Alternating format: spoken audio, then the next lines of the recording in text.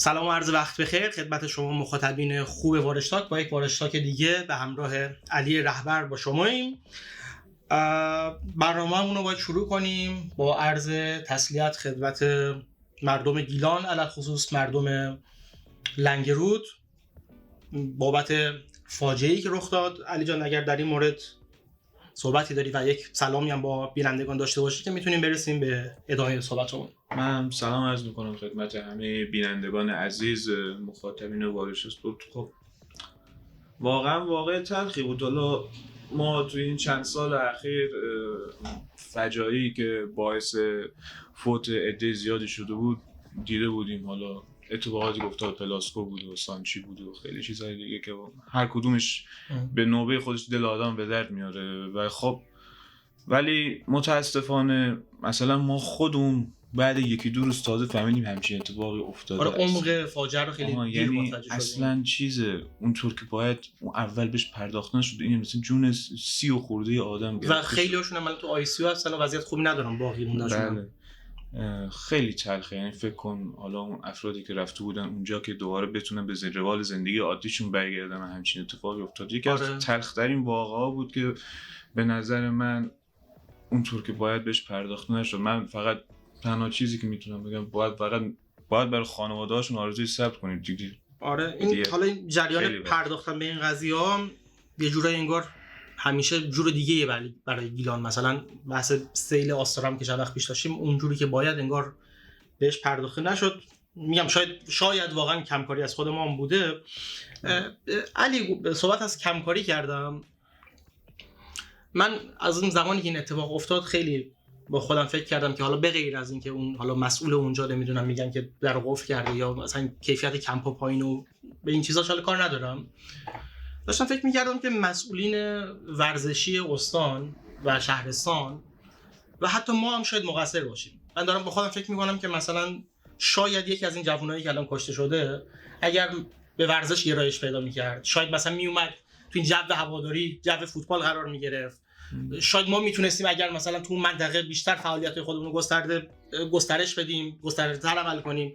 شاید اگر تمام اتفاقا میافتاد شاید حداقل مثلا یکی از این جوونا شاید جونش حفظ میشد. و این چیزیه که من از نظر ذهنی نتونستم باش کنار بیام. حقیقتا اینکه میدونید دیگه بحث اثرات پروانه، میگن یک پروانه یک ور دنیا وقتی بال میزنه یک ور دیگه دنیا ممکنه سیل بیاد. من دارم به خودم فکر میکنم مثلا نمیدونم شاید اگر ما خودمون خود وارش اسپورت رو میگم مثلا چند سال پیش شاید نمیدونم ما به نوبه خودمون اگر می اومدیم یه خورده به فوتبال اونجا هم بها میدادیم، شاید این سلسله مراتب، سلسله تاثیراتی که میتونستیم بذاریم روی ورزش اون منطقه شاید منجر به این میشد که مثلا جون یکی از این آدم‌ها حفظ بشه. حالا ما اثرمون طبیعتا خیلی کمتره، ولی خب اون مسئولینی که در رأس ورزش استان هستن، در رأس ورزش شهرستان‌ها هستن، شاید اگر اونا خیلی بهتر عمل می‌کردن الان اتفاق با جزئیات کمتری می‌افتاد، با کشته کمتری اتفاق می‌افتاد. نمیدونم. در هر صورت ببین ما خیلی اوقات دیدیم اتفاقات بدی که اینجوری میفته. همیشه باید یه اتفاق بدی بیفته که بعد بیان کارهای درست‌تر انجام بدن. مثلا حالا یه ساختمونی مشکل داره، مشکل چیزی داره، مثلا مربوط به آتش نشانی و این چیزا، برای آتش سوزی اینا رو نتونن درست کنن، حتما باید یه اتفاق بدی بیفته که برن یه نقصی که یه جایی داره رو اصلاح کنن. بله.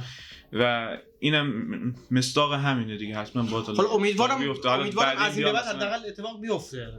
این رو امیدوارم. ببین حتما نباید یه فاجعه رخ بده، جون آدمی گرفته بشه تا ببین یه جایی ایراد داره. نمیدونم، میگم حالا که این اتفاق افتاد ای کاش حالا حل بشه حداقل. یعنی امیدوارم درس عبرتی بشه.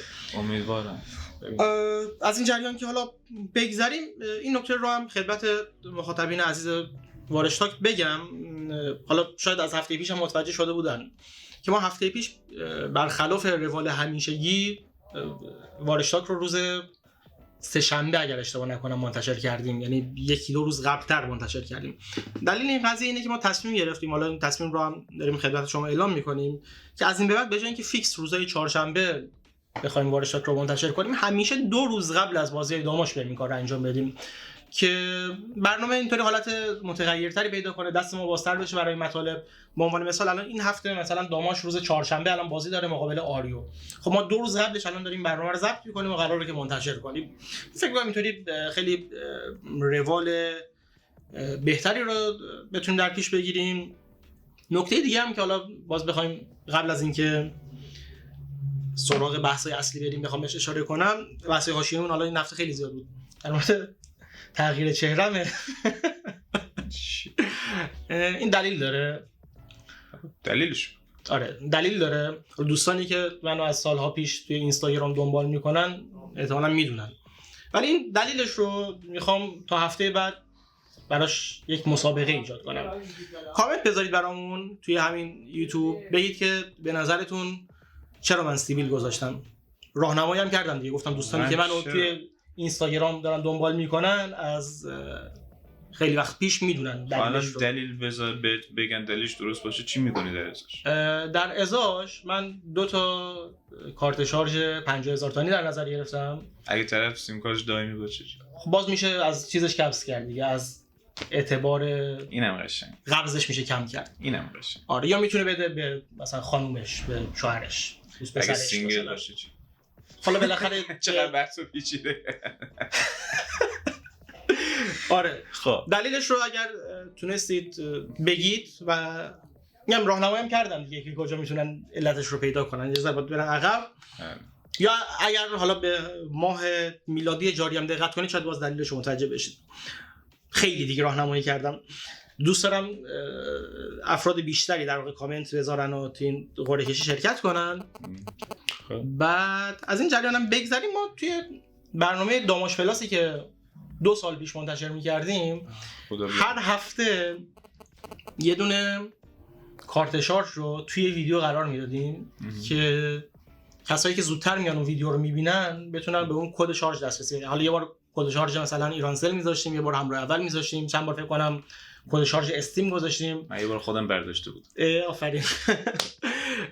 حالا از این به بعد ما توی این وارشتاک هم می‌خوایم همین کارو انجام بدیم. یعنی از ابتدا تا انتهای ویدیو رو که ببینید توی یک جا یا چند جای ویدیو ما کد شارژ رو به مدت 2 ثانیه 3 ثانیه قرار میدیم. البته برخلاف برنامه داماش پلاس قرار نیست اونطوری تابلو و خیلی واضح قرار بدیم. یعنی یک جایی از تصویر مثلا ممکنه این زیر قرار بگیره، ممکنه بالا قرار بگیره، روی مثلا پیراهن علی ممکنه قرار بگیره، تا همین لحظه‌ای که صحبت کردیم ممکنه قرار گرفته باشه، در آینده ممکنه قرار بدیم و این باعث میشه که هم شما یک چالشی داشته باشید موقع دیدن ویدیوها و همین که بازدید ما بالا بره دیگه، یعنی ویدیوهای ما رو کامل ببینن. آره این کارت شارژ چند تومن؟ آره این متغیره، یعنی مبالغش متغیر میشن در طول هفته‌های مختلف. متغیر تعدادش هم متغیره، یعنی تعدادش هم نمیگه. الان مثلا مخاطبای ما نمیدونن که برای این برنامه چند تا کارت شارژ داره. ممکنه مثلا 5 تا 10 تومانی باشه، ممکنه 2 تا 50 تومانی باشه، اصلا هیچ چیزی معلوم نیست. آره تاپ سیکرت. آره خب برسیم به اصل برنامه. فکر کنم خیلی هم صحبت کردیم ولی برسیم به اصل برنامه. حالا اینجا مواردی رو که یادداشت کردم. بازی که مقابل تیم چادر ملوی اردکان داشتیم در یزد. چادر قابل پیش بینی بود. خب من بهتون گفته بودم که احتمال باختمون بیشتر و حالا ما نیمه اول موقعیت‌های ایجاد کردیم. خب من ولی خب مثلا بازی رو می‌دیدی، حملات درست حسابی ما رو می‌دیدی، ما خیلی اوقات همون موقعیت‌های خوبمون بیشتر رو ضربات شروعی مجدد بود. در حین بازی آنچنان خطرساز نشد، شاید یکی 2 تا موقعیت زیاد نبود و بازم یک بار دیگه ضعف خط دفاعیمون به خصوص توی نیمه دوم خودشو نمایان کرد. 2 تا گل اونم مثل هم بود، ارسال هد. آره و میتونستیم بیشتر از اینم گل بخوریم حقیقتا. حالا یکی 2 تا سیو داشت گلرمون و یکی 2 جا توپ با اختلاف کم رفت بیرون و من یه جای ناراحت شدم. خب گل اولو بازیکن سابق خودمون زد، علی یحیی‌زاده پارسال. ببین شاید حالا مثلا بخوای آماری نگاه کنی با اون تعدادی که ازش انتظار میرفت گل نزد. حالا یه نیم فصل هم اومد البته خب، ولی عملکردش در طول بازی‌ها کلا خوب بود. یعنی در موقعیتایی که منجر به گل میشد خیلی تاثیرگذار بود و یکی از مهرهایی بود که طبیعتا خیلی‌ها امید داشتن که این فصل هم تو لیگ یک ما رو همراهی کنه و الان می‌بینیم که داره تو یکی از تیم‌های بالانشین لیگ یک داره خوش می‌درخشه و تا اینجا عملکرد خوبی داشته و این ناراحت کننده است. حالا اون کسایی که اول فصل هر مهره میومد که هم میگفتن نمیخوایم اینو نمیخوایم اون به کار ما نمیاد، تیمی که به اون شکل بستن حقیقتا بزرگترین خیانت اون افراد کردن، بزرگترین خیانت کسایی کردن که مهرهایی که میتونستن به تیم اضافه کنن تا تیم الان اوضاع بهتری داشته باشه اضافه نکردن و واقعا کسایی رو آوردن که شاید 25% کارهای اونا رو نداشتن و واقعا متاسفم براشون. امیدوارم دیگه هیچ وقت تو این تیم نبینمشون و فعلا شرایط همینه. ما داریم به هر تیمی که حالا 1-2 سال تأسیس شده یا یه خورده پول داره مهره داره میوازیم، در شأن داماش نیست این نتایج و واقعا ناراحت کننده است. الانم ما دیگه جزو تیم‌های آخر نشین جدولیم و تو این باره بخوای آخر نشین باشی، حالا هر چقدر بگیم که زمان زیادی تا آخر فصل مونده ولی این توی ذهنیتت میاد که ما جزو گزینه‌های سقوط هستیم الان. حقیقتا هر چقدر بخوایم فعلا بگیم خیلی مونده ولی روال فعلا اینو نشون میده و وقتی تو این بره اینجا باشی به این فکر میفتی و ما نیاز به خیلی تغییرات زیادی داریم.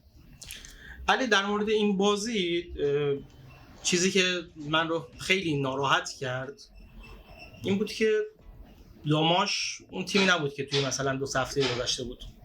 یعنی مثلا تو 2 هفته گذشته ما میگفتیم که میتونست ببره، موقعیت داشت، گل زد، ولی این داماش اون داماش نبود. حالا دلیلش رو نمیدونم، شاید تیم حریف خوب بود، نمیدونم اینو دلیلش رو. حالا قبل از اینکه بحث رو ادامه بدم یه بحث حاشیه‌ای دیگه هم بکنم که میبینید اینجا سر و صدا زیاده. دلیلش اینه که این تایمی که ما داریم برنامه رو ضبط میکنیم یه تایم شلوغیه. ما سعی میکنیم که در دیرترین زمان ممکن این برنامه رو ضبط کنیم از نظر نزدیکی به زمان انتشار، که اگر آخرین خبری میاد، آخرین مطلبی میاد، اطلاعات بروز به شما بدیم. سر و صدای محیطی به خاطر همین قضیه است. متاسفانه ما محیطمون هم ایزوله نیست، شما به بزرگی خودتون ببخشید. در مورد بازیکن‌ها صحبت کردی علی. ببین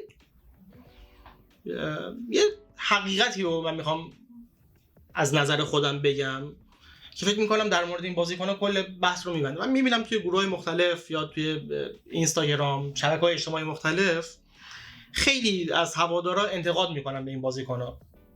من به نظر من، به اعتقاد من، این انتقاد همون جوری که تو بهش اشاره کردی بود انتقاد به بدبسته شدن تیم باشه، نه الزاماً به همین بازیکنایی که در حال حاضر دارن بازی میکنن. به نظر من دوست ندارم واقعا من این چیز رو به زبون بیارم، این حرف رو به زبون بیارم، ولی به نظر من، نظر شخصی من اینه که بازیکنان در همین سطحن. یعنی نهایتاً تو فشار بیاری روشون، باشون کار کنی، شاید 30% تغییر کنن، شاید 20% تغییر کنن، سطحشون همینه. ما به نظرم نباید انتظار خیلی ویژه و عجیبی از این بازیکن‌ها داشته باشیم. بله تیم بد بسته شده، با بازیکنای بدی بسته شده و این ترکیبی که الان وجود داره به نظرم سطحش همینه. من امیدوارم که به شخص تیم تقویت بشه. ببین منم بارها میگم که مثلا تیم بد بسته شده، یعنی اصلا خب این نفرات مناسب این سطح نیستن. شاید یه تعدادشون باشن، یه نمیگم این مجموعه نیست، کاری به فرد ندارم. آره. این مجموعه در این سطح نیست، کلا هیچیشون به هیچیشون نمیاد. تو حالا خیلی وقت سریع بگم تو بیای بهشون چلو کباب بدی، با چارتر بفرستی که حالا راجعش صحبت میکنیم، نمیدونم بیای اصلا فوش بدی بهشون، هیچ تفاوت آنچنانی ایجاد نمیشه در این مجموعه. تو میگم 20% میتونی رویه بدی، 20% رویشون بیای پایین. حالا در مورد شرایط تیمی بعدا صحبت می‌کنیم. حالا فکر می‌کنم ببین مثلا ما میگیم فلان نفر تو خط دفاعی داره هر بازی خراب میکنه، واقعا ما الان جایگزین هم براش همونه. اصلا کیو بیاریم؟ نمیدونم نهایتش شاید باید مجبور بشیم بریم 2-3 نفر از تیم‌های جوانان اونا بیاریم، شاید اگه اونا عملکردشون خوب باشه. حقیقتا باید ببینیم نقطه ضعف چیه. اگه یه نقطه ضعف هر بازی داره به ضرر تیمی که کاری انجام میده، خب عوضش کنید. اصلا شده از یه جایی از سنین پایین‌تر بیارین، شاید یه بازیکن ستاره‌ای بعدش از اونجا در اومد. ما تا کی باید ببینیم از یه نقطه داریم ضربه می‌خوریم توی بازی؟ البته یه نقطه که عرض کنم که نقاطمون خیلی یه نقطه مرتب داره تکرار میشه. علی جان در مورد پرواز چارتر داماش به یزد صحبت کردیم، رفت و برگشت.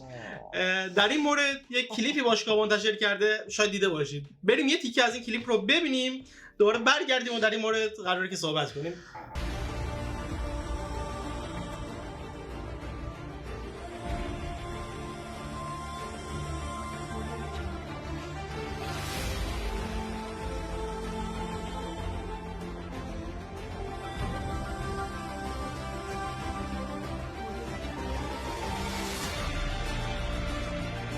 خب برگشتیم علی. کلیپ رو حتما تعدادی از هوادارا دیده بودن، بعضی هم ممکن اولین بار اینجا دیده باشن. گیم آف ترونز بود. ببین علی، چنین کلیپ هایی خیلی معقوله. مثلا تو میخوای بری با یه تیمی بازی کنی، مثلا 2 روز قبلش منتشر کنی، روز قبلش منتشر کنی، یه روحیه‌ای به تیم بدی، یه جوی به هوادارا بدی. تو رفتی 2 تا گل خوردید، باختید، 2 روز بعد منتشر میکنید شروعی تازه.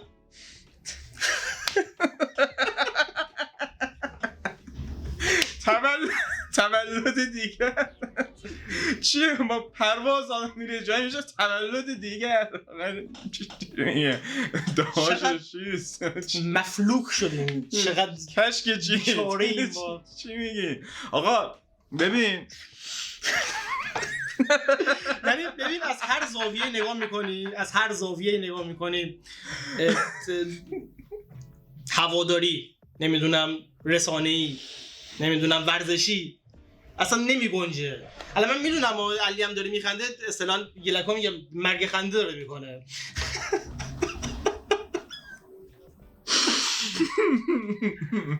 آقا ببین یه چیزی میخوای درست کنی، میدونم حالا زحمت میکشن، ما نمیدونیم چه بلایی سرشون اومده، ولی به حال زحمت کشیدن یه کلیپی درست کردن. ببین برای تو هم پیش میاد. من بارها دیدم بچه‌ها، حالا من این نکته رو بگم، بارها دیدم علی میاد یه سری کلیپ‌های خوب میگیره برای این برنامه همراه با بارش، بی‌رحمانه میگیریم کاتش میکنیم، مثلا کاری نداره، اصلا بخوره دیگه. آره بعد ببین بعد زحمت میکشین یه کلیپی درست میکنین، خب اصلا روال رسانه اینه. حالا شما توی جو هواداری وقتی هستین، شما آدمای زیادی دارین که به هر حال تو این شرایط بدی که تیم هست اینجور چیزا باعث میشه اونا تحریک بشن. تو باید شرایط در نظر بگیری، هر چیزی برای انتشار دادن توی هر زمانی نیست. اگه اینو شما بیای مثلا قبل اینکه بازی شروع بشه انتشار بدی، خب اصلا اول زودتر درست کن که زودتر انتشار بدی. طرف رفته اونجا بازی با اون منتشر نکن. آقا اصلا نه، منتشر که اول نباید بکنی وقتی همچین نتیجه رخ داده. حالا تیم رفته اونجا اون بازی بدو انجام داده، با اون نتیجه باخته، شما بعد چند روز اومدی تولدی دوباره داماش شهر باران نم چی پرواز مستقیم. در این مورد یه خاطره برات تعریف کنم. حالا نمیدونم تو هم اون زمان با ما کار می‌کردی یا نه. سر جریان سر صدای موت فکر کنم البته خیلی زیاد باشه، حالا امیدوارم که ویدیو رو خراب نکرده باشه. ببین زمان حاجی پور، زمانی که تیم در مرحله پلی آف با نیروی زمین و اتفاقات افتاد، ما کل اون فصل رو داشتیم ویدیو میگرفتیم از سقف، زمین، دیوار، که چی بسازیم که مستند سود بسازیم. خب تیم سود نکرد دیگه، ما مستند نساختیم. این همه ویدیو همشون رفتن آرشیو شدن، بعضیاشون تک و توک منتشر شدن، خیلیشون نشدن. مستند سود نکردن. آره که نساختیم دیگه، اصلا چنین مستندی هم نساختیم چون کسی هم حوصله نداشت. نساختیم در صورتی که کل فصل حتی روش زحمت کشیده بودیم، برنامه‌ریزی کرده بودیم. اینکه حالا یه بازی با پرواز رفتی، به نظر من حالا واقعا نیاز به یکم توجیه شدن دارن. حالا نمیدونم یا الان چند وقت میبینیم کلا تیم رسانه‌ای باشگاه به نفرات زیادی داره، شاید واقعا یه سریاشون شاید هم بس ناهماهنگی باشه، نمیدونم. آره بعضیاشون احساس میکنم هنوز به اون جو هواداری داماش واقف نیستن، نمیدونن که مثلا چه چیزی رو کجا باید انتشار بدن، کجا باید. حالا نمیدونم واقعا اصلا خیلی ساده بگم، انگار مثلا ویدیو یه خیلی رک باشیم دیگه، انگار مثلا یه ریپورتاجی بود برای آقای نعیمی پور. خب آقای نعیمی‌پور عزیز دارن زحمت میکشن برای تیم، دارن هزینه میکنن، ولی خردسال که نیستن، بچه که نیستن که مثلا با همچین ویدیویی مثلا بخواید ایشونو تهییج کنید یا مثلا دلشون به ذوق بیاد خوشحال بشن. من اینو اصلا متوجه نمیشم. کلا ببین قبول داره این قضیه رو واسه که همچین مفهومی داشت و اگر مفهوم دیگه که نداشت یه جورایی آره بیننده میتونه این برداشت بکنه. من خودم حالا به حال من بخوام به لحاظ بعد هوادارگونم نگاه کنم، من خودم حال مثلا همچین کلیپ برام خوب مثلا الان چی گذاشتیم ما تیمون باخت. من میدونم البته صحبت تو نیست دیگه، تو گروه ها دیدی دیگه چه صحبتایی شد در این مورد. آره کامنت ها هم اونجا بود، کامنت های زیر کلیپ بود. آره. این تمام شد مثل اون موقع که 2 فصل پیش لیگ 3 بودیم و عملا تیم پیج باشگاه شد تو تقویم اوقات شرعی و نه چیزای دیگه. بابا ببینین مخاطب چی میخواد، همینجوری واسه خودتون هر چی دلتون میخواد میذارید. آدم مثلا به مناسبتی هم اگر میخواد واکنش نشون بده، حالا چه شادی چه غم، جو هواداری هم در نظر میگیره، میبینه که هوادار چی دوست داره. یا مثلا یه زمانی یادم مثلا ما هر روز تقریبا یه دونه تولد داشتیم. خیلی دیگه بعد مثلا بیمزه شده بود که چی مثلا جالب باحال مثلا یک تیم برده مثلا رو بعدش میبینیم مثلا یه خوشحالی میخوایم بکنیم دورم، حالا به یه چیزی رو بهونه میکنید یه جشن میگیرید دیگه. تو فلان نفر عضو تدارکات هم تولد داشت دیگه. اما من مشکل با تولد گرفتن ندارم، کلا محتوای پیج شده بود اون کلا. یا بلا چی تولد نفرات تیمو میخوندی یا داشتی روزای مناسبت‌های تقویمو میخوندی. آره بابا ببین مخاطب چی میخواد دیگه. حالا امیدواریم که حل شه دیگه، یعنی ما غیر از امیدواری که کار دیگه از دستمون بر نمیاد. به نظرم دوستان یکم نیاز بیشتر توی فضای هواداری داماج باشن، یکم یه سری مسائل رو درک کنن. تو هنوز اون درک کافی فکر می‌کنم امیدوارم که حل بشه. امیدوارم. برسیم به بازی بعدمون. توی رشت همین چهارشنبه بازی داریم مقابل آریوی اسلامشهر. خب پیش بازی تو نوشتی علی؟ آره. خب امشب سعی می‌کنیم یا حالا فردا ظهر منتشرش کنیم حتما. ببین آریو یکی از تیمایی که الان تقریبا رتبه‌های پایین جدول 13 فکر کنم، بعد کلا 2 تا برد آورده ولی 5 تا مساوی کرده. تیمی که خیلی مساوی کرده. بعد اخیراً هم مثل این که سرمربی جدید آوردن. حالا تو بازی قبلی که داشتن انجام میدادن مثلا مربی جدیدشون که میشه مربی سابق همین شهرداری آستارا که آقای بیاتلو، دوباره باش داریم بازی می‌کنیم. آره دوباره باید بازی کنیم، دفعه ولی میاد رشت. تو این بازی اینطوری بود که حالا بازی که گذشت روی سکوها بود، حالا نه الان رسمی شده یا نه اومدن گفتن حالا افکارش طبیعتا توی تیم. آره مربی سابقشون آقای جواد زرینچه بود، حالا بر دلایل دیگه مثل اینکه نمیخوان ادامه همکاری کنن، حالا آقای بیاتلو میاد. به هر حال مربی جدید که میاد میدونیم همیشه یه سری افکار جدید میاد تیم، حالا به هر حال ممکنه دوچار شوک و این چیزا بشه. ولی با تمام این اوصاف من این بازی رو میتونم برد ببینم برای داماش. مثلا 2-1 میشه. آره من میگم 2-1 به خاطر دفاعمون میگم، وگرنه باید میگفتم 2-0. منم آره یه تقریبا مثل تو فکر میکنم که با چنین نتیجه‌ای میتونیم ببریم. و حالا یه چیز هم هست دیگه، مثلا تو بدترین تیم رو هم در نظر بگیریم که در حال حاضر یه جورایی ماییم، بدترین تیمش هم بالاخره یک سری از بازی‌هاش میبره و به نظرم این بازی یکی از همون یک سری بازی‌ها میتونه باشه. آره یکی از اون یک سری از بازی‌هایی که ما به عنوان یکی از بدترین تیم‌ها میتونیم ببریم. یعنی اینم اگر نبریم دیگه من نمیدونم چیکار باید کرد. حالا اصلا به بحث کادر فنی اینا رو کار ندارم و فکرم نمی‌کنم هر کادر فنی الان کار خاصی بتونه بکنه با این ترکیب بازیکن. من این پیش بینی رو میتونم داشته باشم، یعنی اگه مثلا خدای نکرده تیم تو این بازی نتیجه نگیره ممکنه مدیریت جدید صبرش تموم بشه در قبال. نه نمیگم نمیشه، من میگم که نه میدونم نمیگم که موتور میخواستم رچه نمیگم که صبرش ممکنه لبریز نشه. خب من میگم که مربی بعدی هم بیاد، مربی بعدی تری هم بیاد، افاقه‌ای نمیکنه. نه حقیقتا نه تا بازیکن‌ها این ترکیبن. هر کی بیاد فعلا واسه همینه زیاد، مگر اینکه حالا بگیم یه خورده بیشتر صبر کنیم. اگه حالا مثلا این بازی نتیجه گرفتیم باید ببینیم کم کم افکار آقای نظر محمدی چقدر روی تیم تاثیر میذاره. ولی باز من به نتیجه گرفتن تو این بازی امیدوارم. امیدوارم که من فکرم درست بود. ببین خیلی کلی‌تر من میخوام بگم علی، من فکر میکنم که تمام شد صدا، خیلی تاثیرگذار. آره من در مجموع فکر میکنم که چه این بازی ببازیم چه مساوی کنیم، این روالمون همینطوری کجدار و مریض خواهد بود تا زمانی که بخوایم بازیکنای بهتری بگیم، وگرنه همینیم متاسفانه. خب چیز زیادی هم تا نیم فصل نمونده، یعنی ماه دیگه آذر ماه، اواخر آذر ماه نیم فصل تموم میشه. مالکیت اینا حل نشدن ظاهرا هنوز به صورت کامل، اگر بود که حالا اعلام می‌کردن حتما. ما الان تقریبا داریم میرسیم به نصف راه و رو اینجا جدولیم، خیلی ناراحت کننده است. امیدوارم هر چه زودتر همه چیز روشن بشه و دیگه به اون تایم نیم فصل رسیدیم، فقط به فکر درست کردن ترکیب تیم باشیم و یه تیم بدون حاشیه داشته باشیم، بدون ویروس داشته باشیم و به روال عادی برگردیم. امیدوارم منم که این اتفاق بیفته.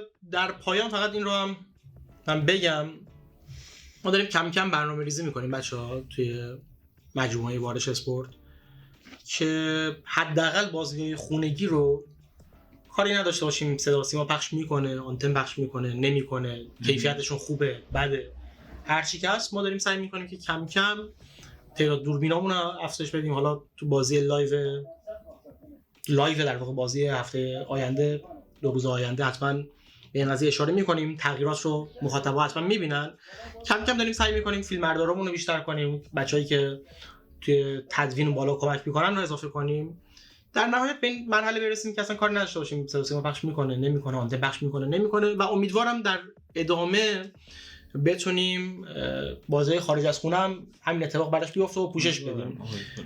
البته بگم ما هنوز ضعف داریم در تجهیزاتی که داریم، پایه دوربین مناسبی نداریم، حالا یکی که جای خود الان اگر بخوام چند دوربین پخش کنیم که بیش از یک پایه دوربین نیاز داریم و از جایی هم که بودجه نمیگیریم و از جیبم که داریم هزینه میکنیم، در نتیجه این روال خیلی طولانی میشه. ولی امیدواریم کم کم بتونیم به هر حال این وضعیت رو بهتر کنیم.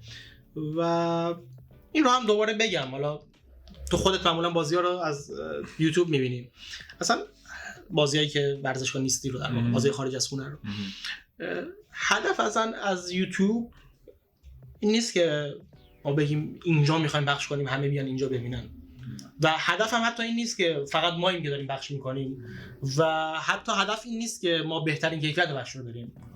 هدف اینه که با هم ببینیم، دور هم ببینیم، از فوتبال دیدن لذت ببریم. حالا 100 نفریم، 200 نفریم، 300 نفریم، 500 نفریم که میایم توی لایو یوتیوب کنار هم ببینیم، با هم مثلا بازیکن اگه توپیو خراب میکنه با هم هرس بخوریم، اگه گلی زدیم با هم لذت ببریم، لذت ببریم، تیم میذاره ما لذت ببریم.